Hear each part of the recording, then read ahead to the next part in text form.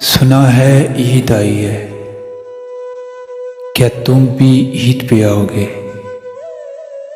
मेरे साथ कुछ पल बिताओगे? एक बात बताऊं तुझको मैं, कुछ याद दिलाऊं तुझको मैं।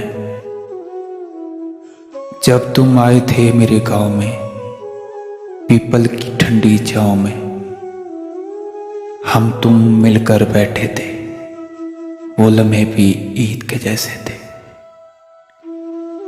अब सुना ये सारा गांव है, कड़ी धूप और नंगे पांव है। आखिर कब तक मुझे आजमाओगे? सुना है ईद आई है, क्या तुम भी ईद पे आओगे? ईद का दिन होगा, यार मिलेंगे यारों से, सब मिलेंगे अपने प्यारों से। गहमा गहमी के इस आलम में तेरी याद मुझे सताएगी, बस ईद यूं ही गुजर जाएगी। तेरा वादा था ईद पे आने का, मेरे साथ ईद मनाने का।